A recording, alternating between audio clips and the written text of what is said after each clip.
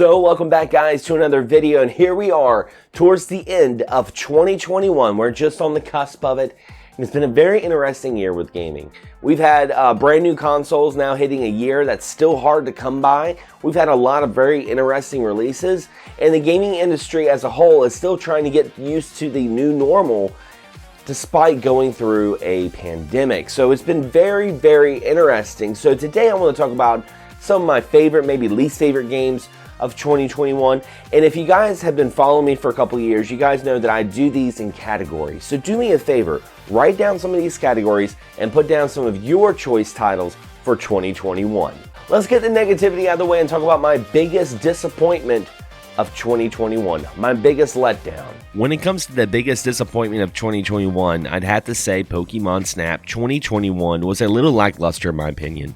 Don't get me wrong, there's quite a bit of content on this on-rails photography game, and while I still love the N64 version, I'm starting to think that that title had a lot of nostalgia that keeps me going back to it, because the title that was released in 2021, it felt kind of hollow, and I found myself kind of being let down after just playing a couple of hours.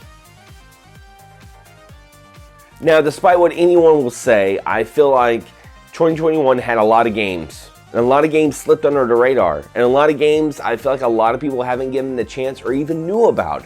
So this is one of my biggest surprises of 2021.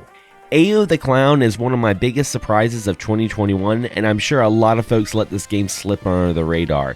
Developed and published by Cloud M1, you play as an adorable little clown in the search of your lost puppy, and greeted with a whimsical display of solid platforming action that the game shares a lot of vibes from series like the Yoshi series, and even has some Kirby-like mannerisms with the style. Now, it may have a high price tag of $24 digital only, but it's a title that I really enjoyed, and big shout out to Power Level Amy for her review and make me want to download and play this game day one. If you love platformers, definitely check this out. Now, you guys know I love retro games, and this year I bought an NVIDIA Shield, and it allowed me to dive deeper down the rabbit hole of emulation and retro gaming. So I wanted to also include one of my favorite retro games I played in 2021. Best retro game. That's right. While this game didn't come out in 2021 this year, I played it for the first time and absolutely loved it.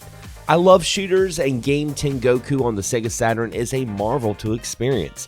At the time, it was only released in Japan, and it's still a very easy game to pick up for non-Japanese speakers. It's not a serious shooter. It's in the same vein as Star Parodius, as a queue 'em up and taking place in random areas. From 90s arcades to underground laboratories, you can tell this game has a sense of humor and is just fun. Despite any angry video game nerd says, Jaleco can make a good game, and Game Tengoku, aka Game Paradise, is a testament of that statement. Now, if you guys listen to my podcast or been following my channel for a while, you guys know I love compilations. I love the convenience of having a bunch of titles on one disc or one cartridge or even a digital download for convenience. And I want to include my favorite compilation of 2021. Capcom Arcade Stadium definitely wins best compilation of 2021. I love the convenience of having a large collection of OG titles at my disposal, and this was a great collection. It also had weekly challenges, online play, and little things like the UI feeling like I had a huge collection of candy caps. It really sold me. Also, switching from the Japanese to English was pretty awesome. This collection has you covered with the shooters, beat 'em ups, and, well, Street Fighter 2. If you're a kid of the 90s, it's a collection that's a must-have.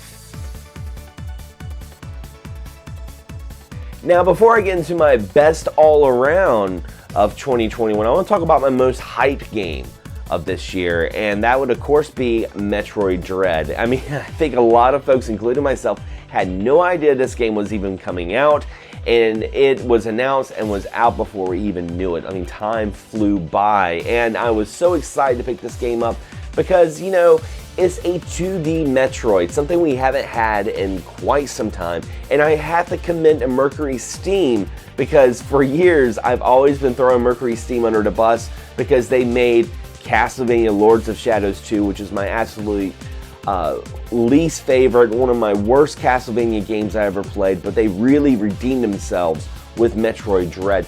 So much so that this is the one game that I played this year that made me feel like I was going back to like the 90s. Matter of fact, when I went on Twitter and I saw people complaining they had to use a guide to figure out where to go next, I'm like, welcome to retro gaming. That's the way it was back then. And I absolutely loved that it did that.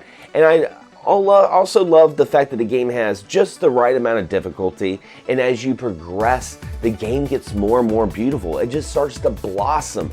This, in my opinion, is an absolute classic in the making on the Nintendo Switch. I could see us, 10 years, 15 years from now, looking back at the Nintendo Switch and being like, man, Metroid Dread was an awesome video game. Best all around the 2021, Lost Judgment. See, I'm a huge fan of RGG Studios. This shouldn't come by as a surprise to anyone, but Lost Judgment does and did what a sequel is supposed to do. Take the elements we love and amplify while trimming the lacking elements from the previous title. I love Judgment, and the sequel is even better. The game focuses on a private detective, Takayuki Yagami, as he investigates a criminal accused of both sexual harassment and murder. Each chapter is another layer and another piece of the puzzle for a hidden rabbit hole of society. I beat the game in about 40 hours, and that wasn't even tackling all the side content. But I was surprised with every save seeing, wow, I've already put 10 hours in already, and that's a good sign of a good game. If you like beating up people, solving crimes, skateboarding to Club Sega for some fighting vipers, you need to get this game. The best part now, it's a pretty cheap game despite being out just for a couple of months. Well, guys, this concludes my look back on 2021, and if I didn't mention certain games, it's probably because I hadn't played them. I tried to make sure I included games in these categories I actually played and beat and actually enjoyed. But what are some of the games that fit in these categories? Leave a comment below. I'd love to hear some of your thoughts about it. And also, if you enjoyed this video, don't forget to subscribe, but also hit that bell so you're notified of all future videos that come out on this channel. Anyway, guys, as always, thanks for watching. Thanks for subscribing. Let's get ready for another year. And as always, happy gaming.